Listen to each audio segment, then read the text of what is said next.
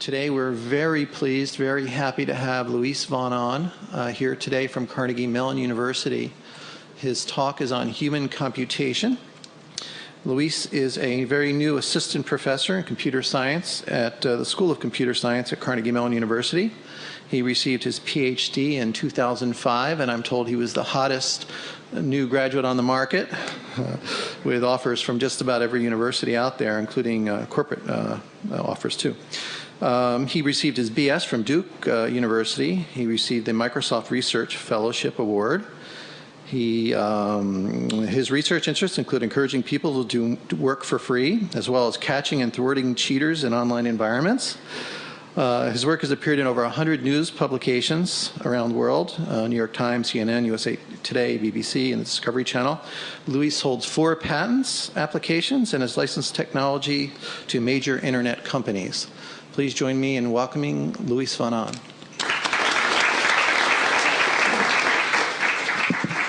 Okay, can you hear me now? Yeah? Okay, so I want to start by asking a question to the people in the audience. How many of you have had to fill out a registration form for something like Yahoo, Hotmail, or Gmail, or some sort of web form where you've been asked to read a distorted sequence of characters or a distorted word such as this one?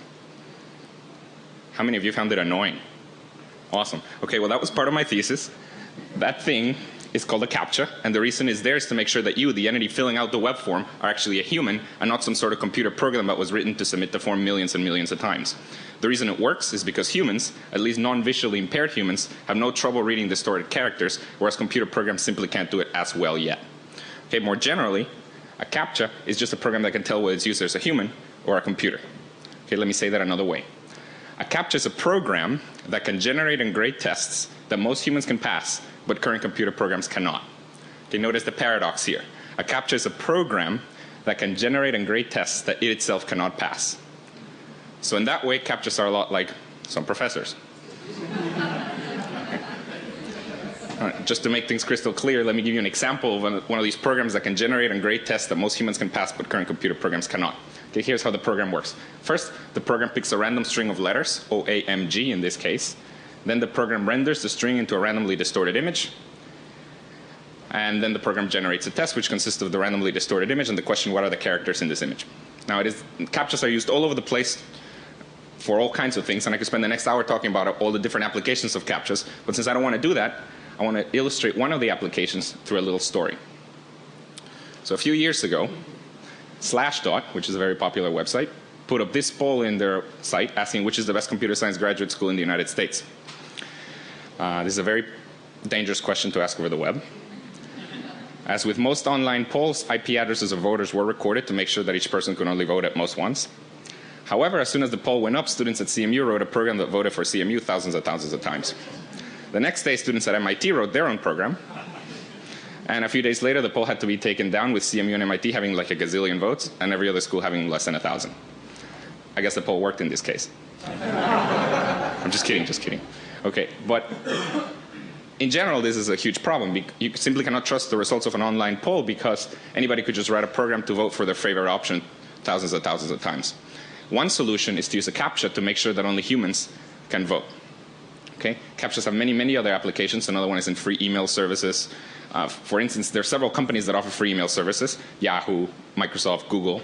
And up until a few years ago, all of them were suffering from a very specific type of attack. And it was people who wrote programs to obtain millions of email accounts every day. And the people who wrote these programs were usually spammers. So if you're a spammer and you want to send spam from, say, Yahoo, you run into the problem that each Yahoo account only allows you to send like 100 messages a day. So if you want to send millions of messages a day from Yahoo accounts, you have to own millions of Yahoo accounts. And this is why spammers wrote programs to obtain millions of Yahoo accounts. And the solution, or one solution, this is what we originally suggested to Yahoo, was to use a CAPTCHA to make sure that only humans can obtain free email accounts. Now, since CAPTCHAs are used all over the place to stop spammers from doing bad things, spammers have started coming up with all kinds of dirty hacks to get around the CAPTCHAs that are being used in practice. So let me explain a couple of them. Here's one. I'm sure a lot of you have heard of this. CAPTCHA sweatshops. So spam companies actually are hiring people to solve CAPTCHAs all day long. And they're usually being hired in other countries where the minimum wage is a lot lower. And this is currently happening. But there's at least two consolations. First, it's at least costing them some. So whereas before they could get the accounts for free, now It costs them a fraction of a cent per account, so they can't get that many. Second, CAPTCHAs are actually generating jobs in underdeveloped countries. So you guys should...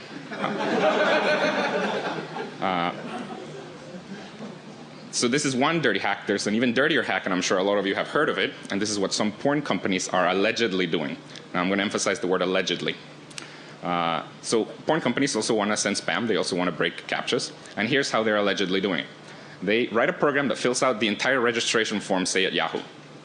And whenever the program gets to the CAPTCHA, it can't solve it. So what it does is it copies the CAPTCHA back to the porn page. Now back at the porn page, there's a lot of people looking at porn. And suddenly one of them gets this screen saying, if you want to see the next picture, you got to tell me what word is in the box below. And you know what people do? They type the word as fast as possible. And by doing so, they are effectively solving the CAPTCHA for the porn company bot. That is, they are effectively obtaining a free email account for them. Okay, so pornographers, they're really, really smart. Okay, so CAPTCHAs take advantage of human processing power in order to differentiate humans from computers. And it turns out that being able to do so has some very, very nice applications in practice. Now that I've told you about CAPTCHAs, now I can tell you what this talk really is about. So this talk is not about CAPTCHAs, this talk is about human computation, sort of the flip side of CAPTCHAs. The idea is there's a lot of things that humans can easily do that computers cannot yet do. I want to show you how we can solve some of these problems by just making good use of human processing power. I think the best way to introduce the rest of the talk is with a little statistic. And the statistic is that over 9 billion human hours of solitaire were played in 2003. 9 billion. Now, some people talk about wasted computer cycles. What about wasted human cycles? Just to give you an idea of how large this number really is, let me give you two other numbers. First is the number of human hours that it took to build the Empire State Building. Turns out it took 7 million human hours to build the entire Empire State Building. That's equivalent to about 6.8 hours of people playing solitaire around the world. Now, in case you don't think the Empire State Building is a monumental enough task, let me give you another number. The Panama Canal. Okay, it turns out it took 20 million human hours to build the entire Panama Canal, and that's equivalent to a little less than a day of people playing solitaire around the world. I want to show how we can make good use of these wasted human cycles, and that is what I mean by human computation. Okay, so in this talk, we're going to consider the human brain as an extremely advanced processing unit that can solve problems that computers cannot yet solve. Even more, we're going to consider all of humanity as an extremely advanced and large-scale distributed processing unit that can solve large-scale problems that computers cannot yet solve. I claim that the current relationship between humans and computers is extremely parasitic. We're parasites of computers. What I want to advocate for in this talk is more of a symbiotic relationship, a symbiosis, one in which humans solve some problems, computers solve some other problems, and together we work to create a better world. Okay, I'm getting freaky. But more seriously, I want to talk about some problems that computers cannot yet solve, and I want to show you how we can easily solve a lot of these problems by just making good use of human processing power. Okay, so the first problem that I'm going to talk about is that of labeling images with words. Okay, so the problem is as follows. On input an arbitrary image, we want to output a set of keywords that properly and correctly describe this image. As you should all probably know, this is still a completely open problem in computer vision and artificial intelligence in the sense that computer programs simply can't do this. However, a method that could accurately label images with words would have several applications, one of which you've probably already seen, and that is image search on the web. So Google, for instance, has Google Images. You can go there, type a word like dog, and get back a lot of images related to the word dog. Now, it is the case that there's no computer program out there that can tell you whether an arbitrary image from the web contains a dog or not. So the way Google Images works and image search on the web works roughly is by using file names and HTML text. So if you search for dog, you get back a lot of images named dog.jpg or dog.gif or that have the word dog very near them. Okay? Of course, the problem with this method is that it doesn't always work very well. For instance, this is not anymore, but it used to be the first page of results for the query dog on Google Images. There's an image of a rabbit there. There's a guy in a blue suit. What the hell? Okay. But if we had a method such that for every image on the web could give us accurate textual descriptions of those images, we could potentially improve the accuracy of image search on the web. Okay, such a method would have many other applications. Another one is in accessibility. So it turns out that the majority of the web is not fully accessible to visually impaired individuals. And one of the biggest reasons is images. Okay, so blind people actually surf the web. The way they do it is to use screen readers, programs that read the entire screen to them out loud. But whenever a screen reader reaches an image, it can't do anything other than read the caption of that image. Of course, the majority of images on the web don't have proper captions associated to them. Okay, so again, if we had a method such that for every image on the web could give us accurate textual descriptions of those images, we could improve the accessibility of the web. Okay, such a method would have many other applications, and so what we want, and what I'm going to tell you right now, is a method that can label all images on the web. Not only that, it's a method that can label all images on the web in a way that's fast and cheap. Okay, how are we going to do it? Well, we're going to use humans, but we're going to use them cleverly. Okay, so normally, if you ask people to label images for you, you'd have to pay them to do so.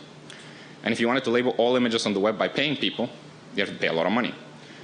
And even if you had a lot of money, if you wanted to label all images on the web by paying people fast, you'd have to find a lot of people who are willing to label images for a living. Okay, good luck with that.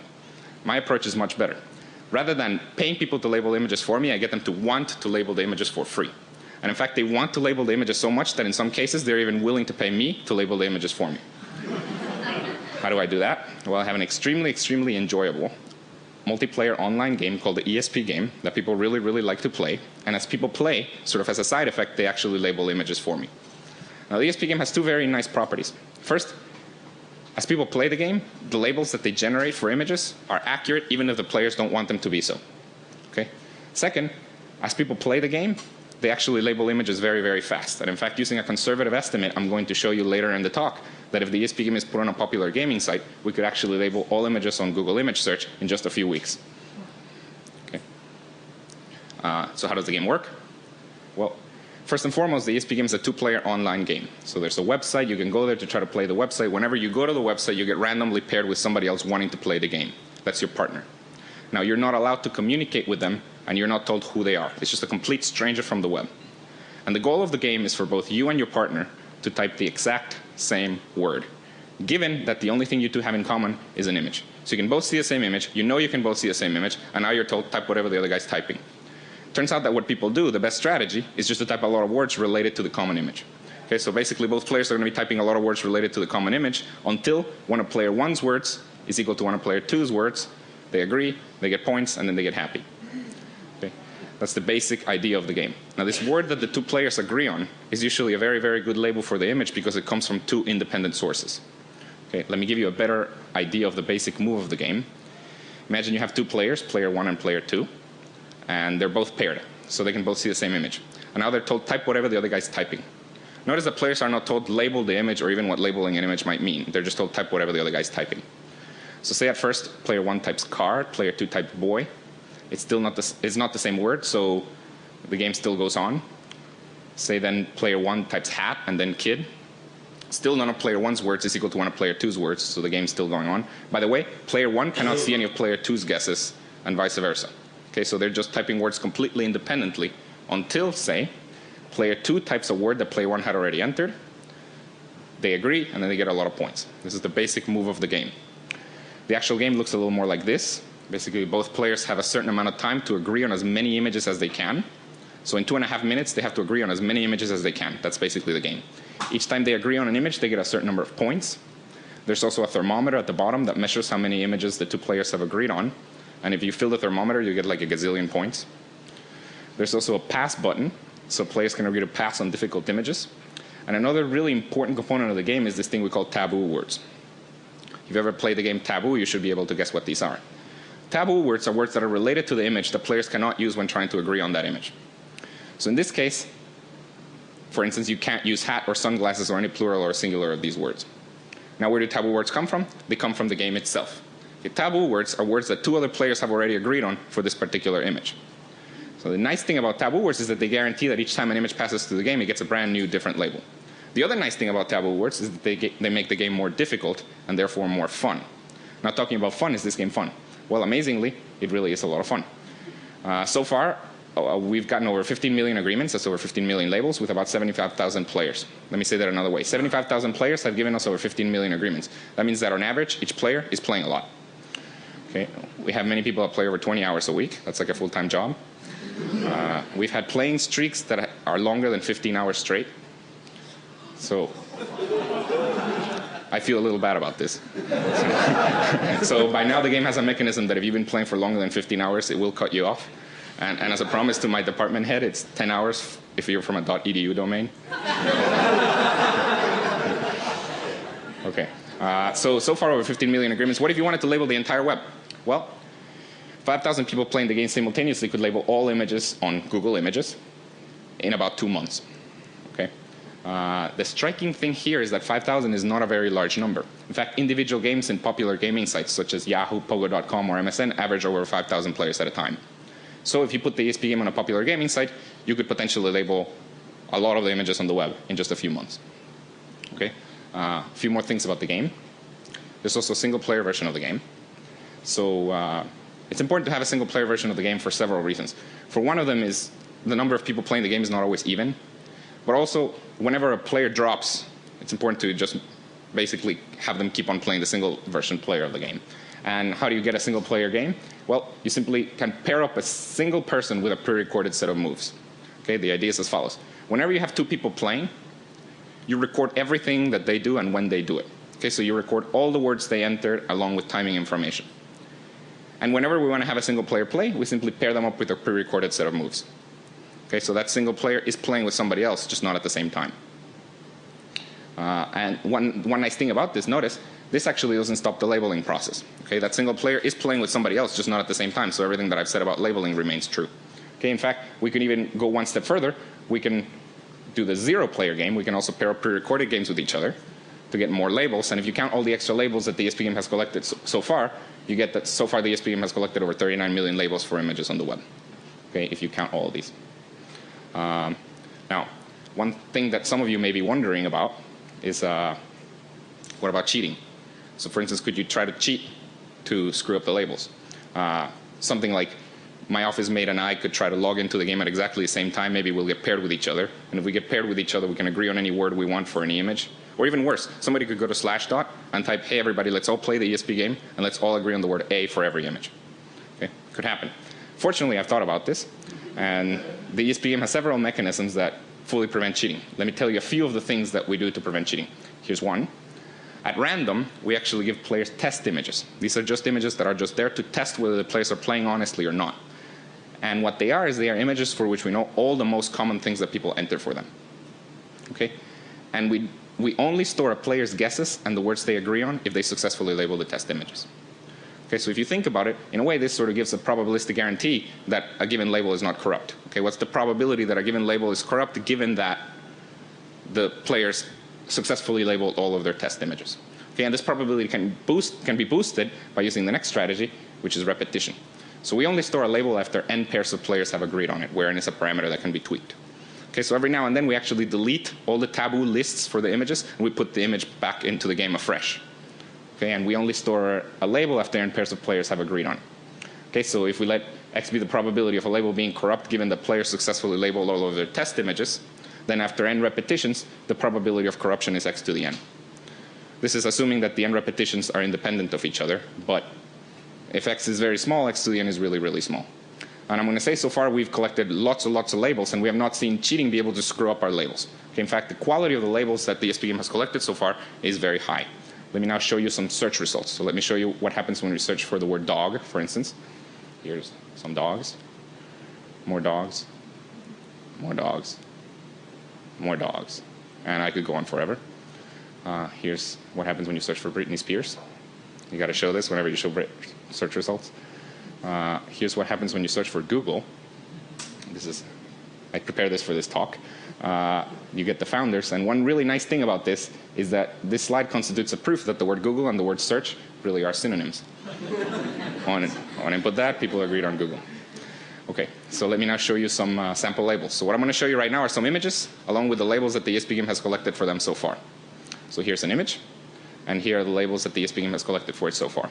By the way, these could be ordered in terms of frequency. They're not. This is just the list of all the words that the ESP game has collected for this image so far. Now you should notice two things about this list of words. First of all, it's extremely accurate. So meaning all of these words actually make sense with respect to the image. Second, it's extremely complete, meaning almost anything that you can imagine to describe something in this image is in this list. Not everything, but a lot of the things. And in fact, this is true in general of the word lists generated by the ESP game. They are as accurate and as complete as those generated by participants who are just paid to label images. Okay. Let me show you more sample labels. Here's another image. Anybody know who this is? Yeah, okay. Walter Matthau. He's an actor. And just to prep you for one of the labels, Walter Matthau was in the movie Dennis the Menace, and he played the character of Mr. Wilson. Okay, so some of the labels that the ESP game has collected for this image so far are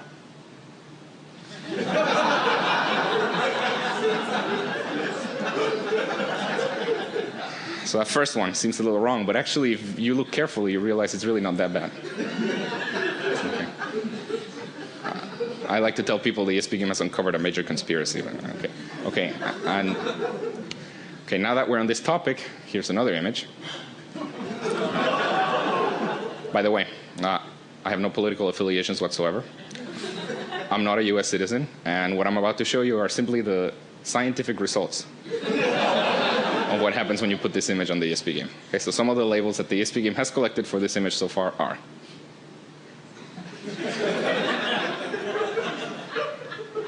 Okay, that last one. Can you imagine how awesome the two players must have felt when they agreed on that last one? It must have felt great. And in fact, this brings us to one of the reasons why people really like the ESP game, and it's because they can feel a special connection with their partner, especially when they agree on an off-the-wall word like yuck for an image of President Bush.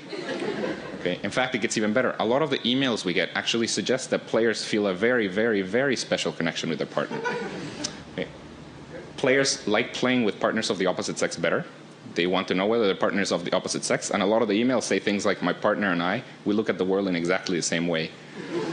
Can you tell me their email address? This is great because I'm going to be rich soon. And this actually, more seriously, this brings us to the question of why do people like the ESP game? I mean, it's true that the game was designed to be enjoyable, but what are the reasons that people like the ESP game so much? And to address that question, let me show you some of the most common things that people have said of why they like the game. Okay, so here's what one person said. By the way, I'm just going to let you read.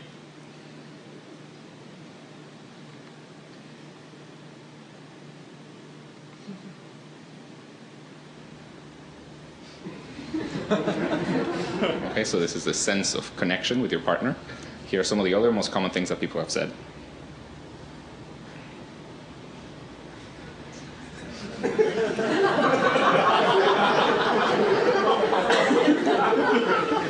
Okay, that last one, if you think about it, it makes perfect sense. Although that was not expected, it makes perfect sense. The ESP game helps people learn English. Because you get an image, you got to say what it is in English. And that brings up the question, could you have the ESP game in multiple languages? The answer is sure, but I don't want to talk about that.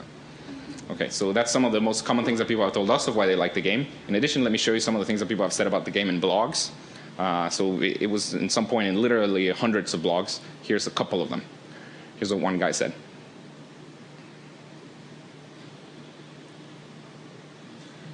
Okay, sense of achievement. But the best is the way this guy ends.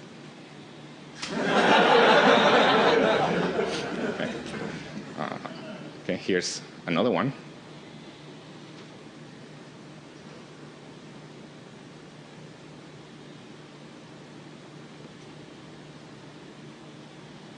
So this guy actually likes the concept of the game. But again, the best is the way this guy ends.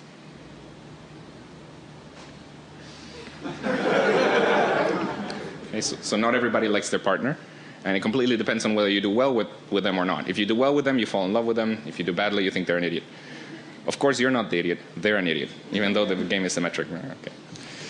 Okay, but in addition to all those things that people have told us, we continually do measurement to try to figure out what are the things that make people play longer. So let me explain one of these measurements to you. At some point in the history of the game, I added this very small message in the corner of the screen alerting you whether your partner had already entered a guess or not. It's a very tiny message. This is just a magnification of it. It just tells you when your partner has already entered a guess or not. When this was added to the game, it wasn't added to all the players. It was just added to a small random subset of the players. And then we measured whether the players who had this feature played longer than those who didn't. And it turns out that those who had this feature played a whopping 4% longer than those who didn't. Now, you might not think that 4% is very large, but actually it's a statistically significant difference. And if you think about it, it's just a very tiny message in the corner of the screen makes people play 4% longer. Okay, now, in a way, the ESP game is kind of like an algorithm. Okay, much like an algorithm, it has an input-output behavior. Its input is an image. Its output is a set of keywords that properly describe the image. Much like an algorithm, you can analyze its efficiency. You can prove that its output is not corrupt with high probability, etc. So what I want to do now is I want to refer to all games like the ESP game that are kind of like algorithms. I want to refer to them as games with a purpose. Okay, and the idea that I want you to have in your mind is that games with a purpose is like running a computation in people's brains instead of silicon processors. Okay? And what I want to do now is I want to give you other examples of games with a purpose. So the next problem that I'm going to talk about is that of locating objects in images. Okay, so on input, an arbitrary image, the ESP game tells us what objects are in the image. But it does not tell us where in the image each object is located. So what we would like to know is we would like to know, yes, there's a man in the image, but the man is right there. There's a plant in the image, but the plant is right there. And not only that, we would like to know precisely which pixels belong to the man, which pixels belong to the plant, etc. And we would like to have this information for a large percentage of the images on the web. If we could have this information, we could do a lot of really cool things. For instance, we could have an image search engine where the results are highlighted. Tells you this is where the man is in each one of your images. That would be pretty cool. But even better, if we had this information for a lot of images, we could use this for training computer vision algorithms. Okay, so computer vision has advanced significantly over the last 20 or 40 years. But so far, it hasn't been able to create a program that can, with high probability, figure out where in the image each object is located. Okay, and one of the major stumbling blocks is the lack of training data. But if we had images like this data for it, a lot of images on the web, we could use it to train better computer vision algorithms. Okay, so this is what the next game is going to do. And the next game is called Peek-a-Boom. Okay, and here's how it works. It's a two-player game, much like the ESP game. Both players don't know anything about each other, and they can't communicate with each other.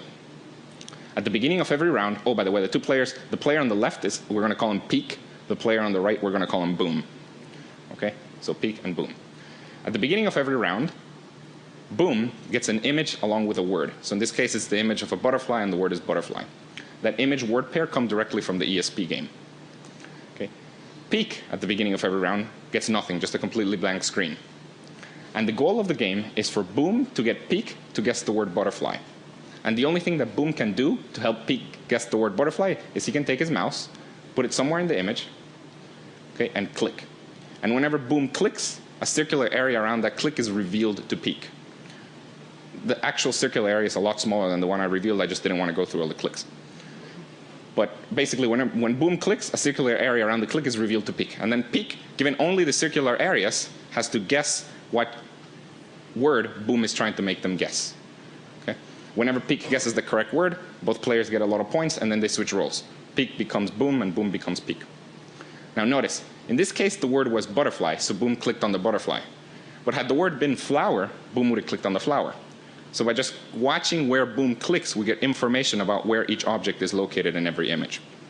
Okay? By the way, I'm brushing over a lot of details. For instance, there's also hints. So players can, so Boom can give hints to Peek about whether the word is a noun, is it a verb, is it text in the image, etc. Okay, now just to make things more clear, let's play a couple of rounds of Peek-a-Boom. Okay, so you guys have to guess what I'm trying to make you guess. Here we go. It's a noun. Bush, awesome. Okay, you got it, bush. Okay. Here's another one.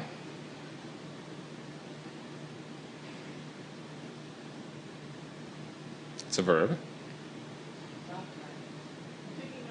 Pick, okay, very nice. Okay.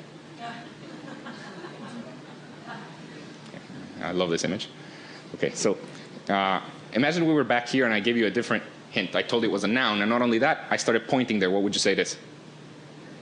Hair, exactly. Okay, so this is another mechanism of Peek-a-Boom, and it's something called pings. Okay, so not only can Boom reveal part of the image, after something has been revealed, he can also point to somewhere saying, it's this, it's this. Okay, this gives us extra information about where each object is located in the image. Okay, so this is the basic idea of Peek-a-Boom. This is what the Peek-a-Boom screen looks like for one of the players. This is for the Boom player. And now the first question is this game fun? Well, turns out it really is a lot of fun. By the way, the statistics I'm going to show you right now are a little outdated. This is just for the first 4 months of gameplay. Okay, so in the first 4 months of gameplay, 27,000 players gave us 2.1 million pieces of data. By a piece of data, I mean an image along with a word correctly analyzed by a pair of players. In the first 10 days after release, actually many people played over 120 hours. That's an average of over 12 hours a day. So it's a lot of fun. Here's the top scores list of Peek-a-Boom. Just to put things in perspective, this is for the first 4 months of gameplay. Each time you play Peek-a-Boom, you get, on average, 800 points. So the top player there has 3.3 million points. And even the lowest player in this list, in the first 4 months, have played at least 270 hours of gameplay. Okay. So people really love this game. Now, what about the data that it produces? Is it any good? Or how do we get good data out of Peek-a-Boom? So let me explain how we get good data out of Peek-a-Boom. This is an image of Ronald. The word is Ronald. By the way, I love this image. And the last few images, the last 3 images, were collected by searching for the word funny using the ESP game. Okay, so we get an image of Ronald, a word of Ronald. Here's what we do to get good data out of this. We give the same image word pair to a bunch of pairs of players. Okay, and from each pair of players, we get a region of the image that is related to the word. Now we take all of these regions and intelligently combine them and get a really good idea of where the object is located in the image. Okay, and on top of that, we can add sort of where the pings are to get more information about what the most salient parts are. And we can go even one step further. We can take this information and combine it with image segmentation algorithms to get pretty much the precise outline of where the object is in the image. Now I'll say, this doesn't work for all objects in the images. It works like that perfectly for about 50% of the objects in the images that we have data for. For the rest, it works mostly, but it can miss like a foot or something. Okay, but even without using segmentation, we could just use the peekaboo data in a really, really boneheaded way to come up with a search engine in which the results are sort of highlighted. Okay, and we've done this. We have a search engine where you can search for man, dog, and for each image it tells you here's the man, here's the dog, here's the man, here's the dog, and more man, more dog. Okay, forget about peekaboo. Brand new game, Verbosity. So this next game that I'm going to talk about, by the way, has not yet been released. So I'm not going to be able to show you any statistics, but I'm just going to quickly explain what the idea is. Okay, so what does Verbosity do? The idea is it collects common sense facts. Okay, so what's a common sense fact? Here's an example of a common sense fact. Water quenches thirst. Okay, it's a true fact that everybody knows. Okay, here's another common sense fact. Cars usually have 4 wheels. Now the thing about common sense facts is that it is estimated that each one of us has literally hundreds of millions of them in our head. And these are what allow us to act normal and navigate our world successfully. The other thing about common sense facts is that computers don't yet have them. But if we could somehow put common sense facts into computers, we could potentially make them more intelligent. And I'm not even talking about making computers as intelligent as humans, just a little more intelligent. Like, for instance, transforming our search query into something better that works better or something like that. Okay? So if we could somehow collect a lot of common sense facts and put them into a computer, we could potentially use this to make computers more intelligent. And in fact, there's been a lot of projects that have tried to do this, including one at MIT. And so far, they haven't been able to collect enough common sense facts in order to really make a difference because the process of entering common sense facts into a computer is extremely tedious. Okay, so we're going to turn this into a game. So for the next game that I'm going to talk about, the input-output behavior of this game is as follows. On input a word, this game is going to output a set of common sense facts about that word. Okay, so by the way, I'm oversimplifying here. These common sense facts are not just going to be common sense facts in English. They're going to have some structure to them. So there's going to be logical operators inside them, et cetera, et cetera. Okay, so this is the input-output behavior. On input a word, it's going to give common sense facts about that word. And the way the game is going to work, a game called Verbosity. And the way it's going to work is as follows. It's a 2-player word guessing game. So there's 2 players, a narrator and a guesser. Same idea as the ESP game. Basically, both players can't communicate with each other. They don't know anything about each other. At the beginning of every round, the narrator gets a word and has to get the guesser to guess that word. And what the narrator can do to get the guesser to guess that word is he can pick one among many sentence templates that they have. Okay, which sentence templates are available to them at the time vary depending on the word. So he can pick one among many sentence templates and fill it with an appropriate word. What's an appropriate word is a word that's not milk, and it's also a word that fits in grammatically with the sentence template. Okay? Whenever the sentence template is filled in, it's sent to the guesser. Then the narrator can pick another sentence template, fill it with an appropriate keyword, and send it to the guesser. Okay? And the guesser, given enough hints about it, eventually has to guess what word it is, and whenever the guesser guesses the correct word, both players get points. Okay? The way we get common sense facts out of this game is by just watching what the narrator says for each word. Okay, so that's, by the way, I'm brushing over a lot of details for this game. This is just the basic idea. So high-level idea is it's a two-player game, player 1 and player 2. At the beginning of every round, player 1 gets a word, and because of the rules of the game, has to give some common sense facts about the word. Then those common sense facts are sent to player 2. And player 2, given only the common sense facts, has to guess what word player 1 got as input. Okay? And if player 2 can guess the correct word, both players get points. This is the core mechanism of verbosity. Now, I want you to notice 2 things about this core mechanism. First, it's fun.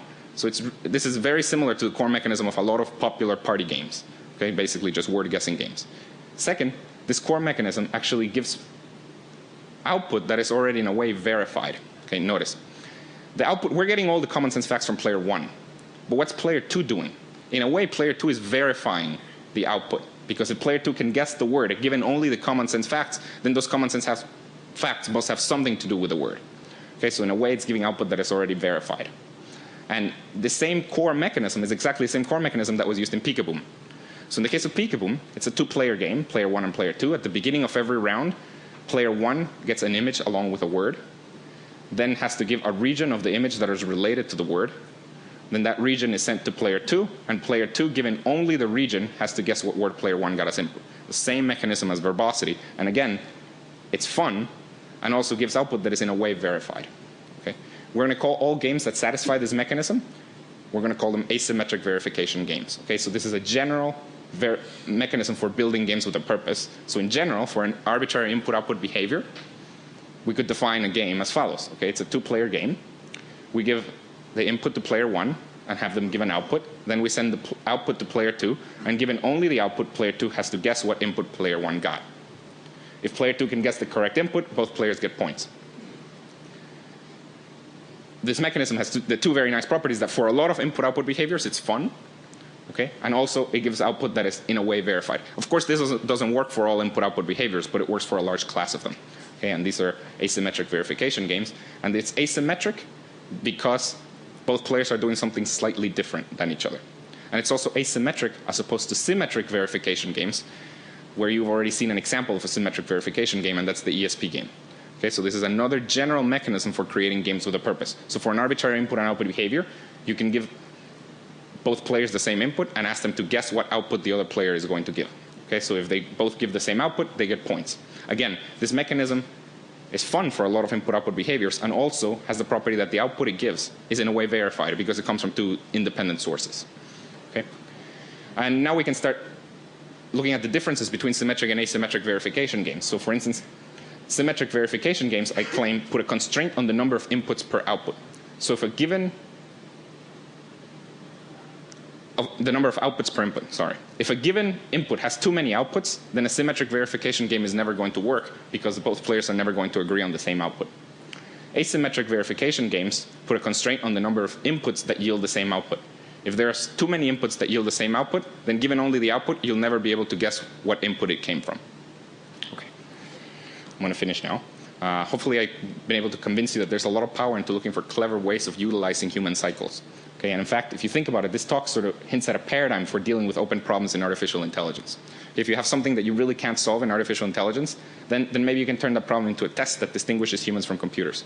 Turns out that being able to do so has some very nice applications in practice. Or alternatively, maybe you can turn that problem into a game, in which case you don't even need to solve your problem anymore. People will solve it for you. One nice thing about this whole research agenda is that it provides a much better motivation for the movie The Matrix. If you think about it, the motivation for the movie was that in the future, computers become a lot more intelligent than humans, but rather than killing us, they actually have to keep us around because we generate power. Okay? That makes no sense. A much better motivation would be, in the future, computers become a lot more intelligent than humans, but rather than killing us, they actually have to keep us around because there's a couple of problems that we can solve that they cannot yet solve. Okay? My ultimate research goal is to transform our human existence to just eating, sleeping, drinking, playing it. Never mind. www.capture.net, www.espgame.org, peekaboom.org, and that's it. Thank you.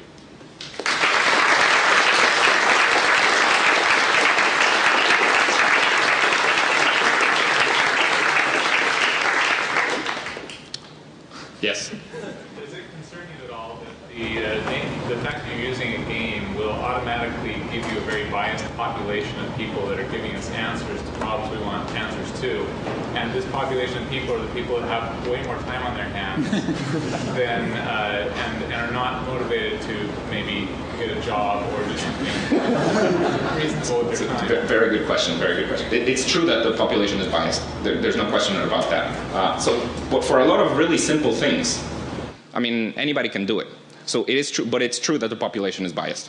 That's definitely true. Have you seen any results? I don't know of any, I mean, I can tell you that the population is biased, but I have not seen anything that really can tell me, oh, because we're using gamers, it's like this is happening instead of the general population. I have not seen that. Yeah. So I have a concern with asymmetric games where the input is very similar to the output in the form. For example, when you said milk is is close to zero. So what if someone, it's like a fraud question. So what if someone types in milk in an opposite way, like KLIN? I think it would be very, very obvious for his partner to guess this question. Sure. So I didn't mention a lot of the mechanisms that we use to stop that sort of cheating, but there's a lot of mechanisms. For instance, we don't let them type anything that's not a dictionary word. Second, that word has to fit in with the template grammatically. But still, I mean, there's a lot of mechanisms that try to prevent that, but you're right. That's a concern. Yeah. So I think that the popularity of a lot of games and these games in particular are through, this is the novelty of it. So this is a new thing, let's try it out. We might spend 120 hours on this. There was a site I remember called Am I Hot or Not a few years ago. Maybe I'm confessing here something I shouldn't confess, but you spend a few hours and 5 years from now the ESP game won't exist. And the question is, if you view this as like a strategic shift in how we could use human cycles, you're kind of hindered by the fact that this will probably die out a few months after. So this is the answer to that is yes and no. So there are games whose popularity lasts for thousands of years, right? And there's a lot of these gaming sites that have games that the popularity only lasts like 6 months or a year. And what they do is very simple. They have the same game concept and just redress it with another name and something else, and all the people come back. This is also well known to nightclub designers. Just change the name. But it is true that popularity does die, but that is completely game dependent. Some games, the popularity lasts longer than others. So the ESP game has been running for well over 2 years now, and the popularity has not died. There was definitely an initial surge, but it has not died. So the amount of time that it works varies, and hopefully we can find games that last for thousands of years. Yeah. Well, towards the beginning of the talk, you talked about accessibility and how vision-impaired people and screen reader, but I don't really see how these games close the loop on that. Yeah, that's a very good question. So the way I explained the ESP game only gives you keywords. That's not quite enough for accessibility. It's better than nothing, but it's not quite enough. You're not putting them back into the website. Very good point. Oh, yeah, I see what you're talking about. Oh, yeah, but that's an engineering problem. You could actually do that. No, but you can actually do that just with a server that they connect to. Like an extension to the browser or Sure. Mm-hmm. So some people are better than others in any game. So can you take people from the opposite end of the spectrum, and then really good people who try to dissect their brain, and then really bad people who try to see how they improve? I don't understand. Say it again. Well, there's a spectrum of ability in any game. So we can look at the either end of a spectrum and find the really good people and try to study what algorithm they use. And the really bad people, and when they improve, so you can apply the same improvement to your algorithm. Right. Well, you can do that. Yes, I agree. Yeah. So you said you've been running this game for 2 years now, which means you must have an obscene amount of data. Yes and no. I do have an obscene amount of data, but I recycle the images. So because I just don't want to have that many images. So there are 39 million labels, but it's not that many images. Yeah. You said that verbosity, the facts that you get out of verbosity are not simply English sentences, but have some more logical structure to them. And I wonder if you could say a few more words about that. Well, the reason is because of the templates. Because we have templates. We don't just let people free flow write English. We have templates. So out of those templates, we know we know things like, well, this is for purpose. So things like that. Yeah.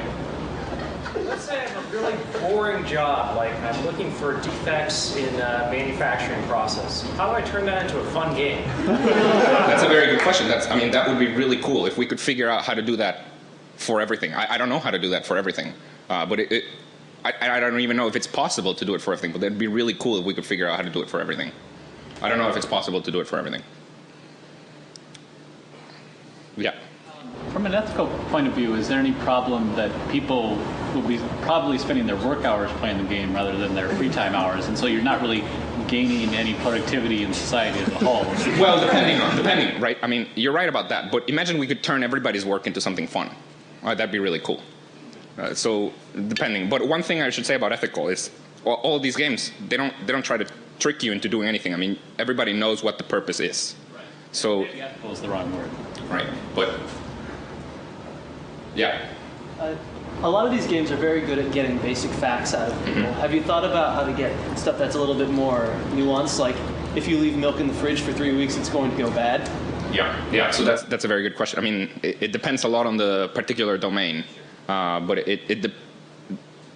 I don't know how to do it in general. But for instance, for images, I can tell you. So for images, so the ESP, for the ESP game for images, most of the stuff that you get out of the general ESP game is very general stuff. I mean, the first word is going to be like dog.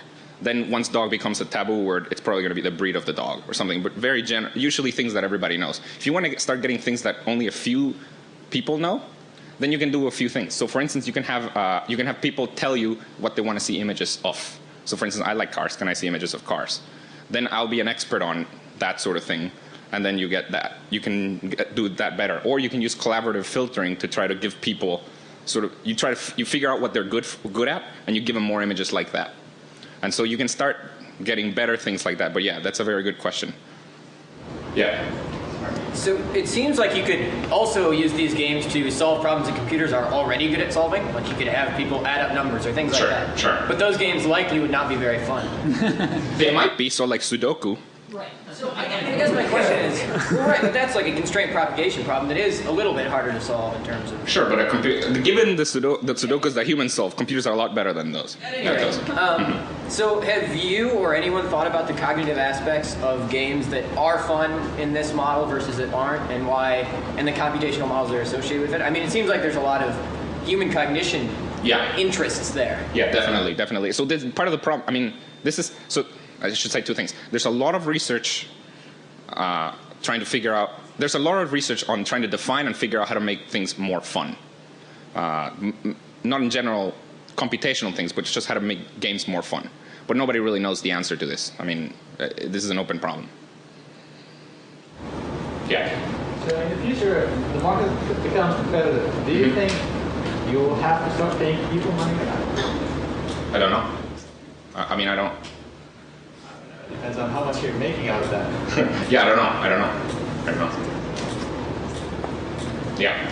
In the asymmetric verification games, how do you eliminate when the first person makes a mistake in a net, that mistaken output is sent to the second player, and then after more output from the first guy is then sent to the second guy, they get the right answer. How do you know what? The way to do that is by using the single player game. Okay, we take all of these facts that we get and treat them all separately, and sometimes you're just playing with a computer and we're giving you certain facts that we want you to verify. And eventually you just try to intersect which ones are good and which ones are not, and you can try to figure out. Yeah, all the way back. How and when is the concept of the game presented to the players? How and when? Yeah, like before they start playing or after like they finish, and you just say, oh, by the way, like this. Oh no, beforehand, yeah. Yeah. Well, does this create issues now with things like Flickr or Picasa Web, where the images are kind of controlled by a specific entity? So, what do you mean? Well, could this have I could see implications coming from this, such that, well, we want to provide all these results, and we're going to basically try and have a monopoly on the best images available, which is seems kind of anti. I don't know. It just seems like it would be more people trying to get more control over content available. I don't understand what you mean. So, I mean, there are problems with copyright. I mean, Google knows about that. So, yeah, there are problems with that. But I don't know what else. I mean, yeah. So this talk was about generalizing past ESP games to sort of all kinds of things with human computation. Yeah. So, I mean, so you've looked at a bunch of these now. From what I can tell so far, it's opportunistic. Are there certain, I mean, given a new task where people are better than computers, is there some procedure for coming to figure out what the right game is to get at that? That would be great. But I mean, in the same way that, for instance, if I give you a new task and you have to come up with an efficient algorithm for it, there's no procedure to coming up with efficient algorithm to solve something. I don't think there will be a procedure, given a problem, solve, here's a game for it. I think it's going to be an art, much like coming up with efficient algorithms. What does that mean for your research strategy and research agenda? Is it to just continue to find opportunistically more of these? Yeah, so basically it's similar to what happens in algorithm design. I mean, people try to come up with general things, so there's things like dynamic programming that works for a lot of things. So that's the best you can hope for, and that's sort of what I'm trying to do. But yeah, I don't think there will ever be a, well, I don't know. But I'm not holding my breath that there will ever be a method that will just, given a problem, output a game.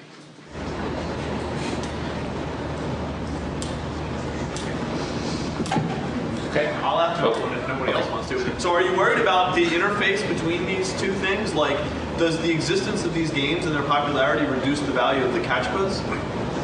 Oh, of the CAPTCHA. Yeah, you can use these games to break the CAPTCHAs. Yeah, definitely. It's good to do research that breaks each other. Yeah. Thanks, Luis.